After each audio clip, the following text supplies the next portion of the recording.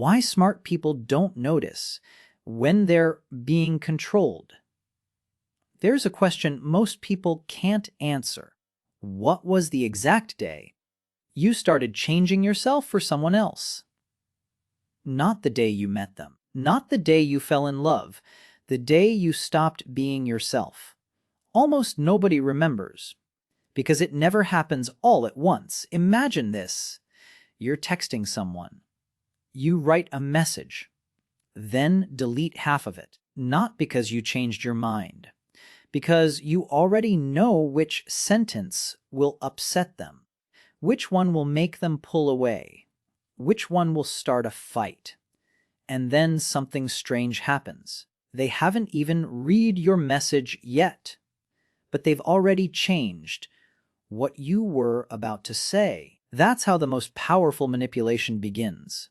Not with control, with predictability. The moment you know someone's reactions so well that you start editing yourself before they even respond. Most people call that love, or maturity, or protecting the relationship.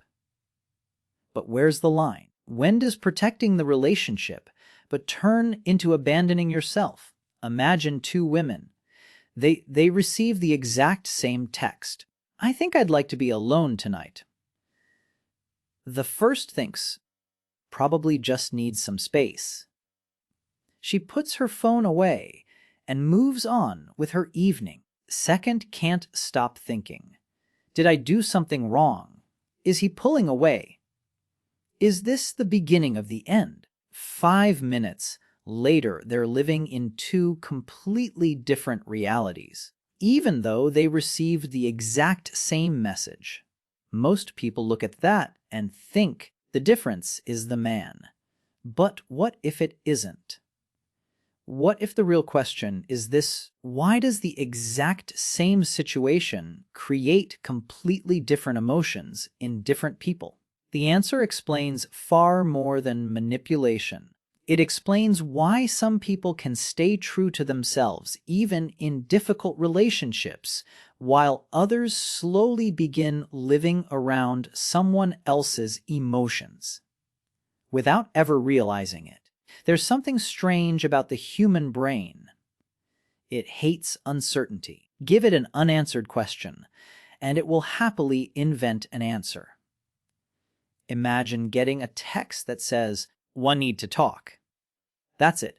No explanation. What happens next? Within seconds, your brain gets to work. It's wrong. I must have done something. This is bad. Notice something. Nothing has actually happened. The only thing that's changed is the story inside your head. And that's where the brain makes a mistake we almost never notice. It treats its first guess like it's the truth. That's why two people can experience the exact same situation and have completely different emotional reactions. One person thinks, "I wonder what this is about." The other is already preparing for the worst. So here's the question that changes everything. If our emotions appear before we know the facts, how often are we reacting not to reality, but to our own assumptions? This is exactly what manipulators take advantage of, but probably not in the way you think. They rarely create your fears. They notice them. Because once they know the story your mind tends to tell on its own, they don't have to convince you of anything. Your own imagination does the work for them, and that's what makes manipulation so difficult to recognize. The most dangerous people aren't always the ones who say more. Sometimes they simply leave enough silence for your mind to finish the conversation itself. There's another reason people don't realize they're changing. Your brain doesn't remember what made you happy. It remembers what reduced your anxiety. One day, you stay quiet. The argument never happens. Your brain learns something. That worked. The next time you stay quiet again, things stay calm. Again. Eventually, it stops feeling like a choice. It starts feeling like the obvious thing to do. That's why losing yourself rarely feels like losing yourself. It feels like being reasonable. It's not worth bringing up. I'll let it go. I'll talk about it later. Every decision makes sense, but one day you notice something. You no longer ask, "What do I want?" The first question that comes to mind is, "How will they react?"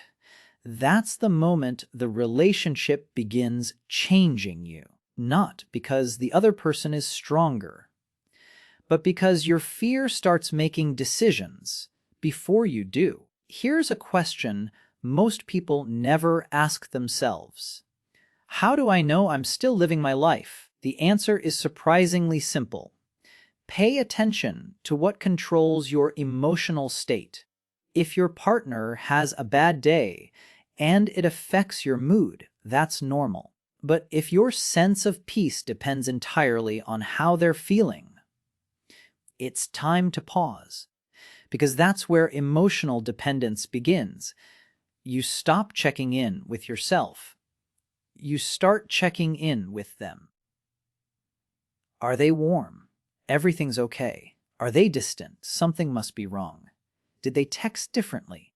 Now your whole day feels different too. Little by little, you stop living your own emotional life. You become a weather forecast for someone else's emotions. And the dangerous part is, it feels like love. But love and emotional dependence are separated by one simple question. Love asks, "What's happening between us?" Dependence asks, "What do I need to do to make them happy again?" It sounds like a small difference, but that single question determines whether you stay yourself or slowly disappear inside someone else's emotional world. Here's the good news. You can't teach your brain to stop feeling fear, but you can stop obeying it automatically. That's where freedom begins. Not when the anxiety disappears, not when your partner changes, but when there's a pause between the thought and your reaction. Instead of thinking, "They've become distant. That means they don't love me anymore." You catch yourself and ask, or is that just one possible explanation? Instead of thinking, "I need to fix this right now," you ask, "What actually happened?" It sounds like a tiny shift, but it's the moment you get your choice back. Maybe real freedom isn't what we've been taught. It doesn't begin when you finally meet someone who never hurts you. Those relationships don't exist. It begins the moment someone else's behavior stops automatically becoming your reality, because people aren't controlled the moment they're lied to. Controlled the moment they stop noticing the difference between what actually happened and the story their own mind created about it. Maybe that single difference won't just save your relationships, it might save you.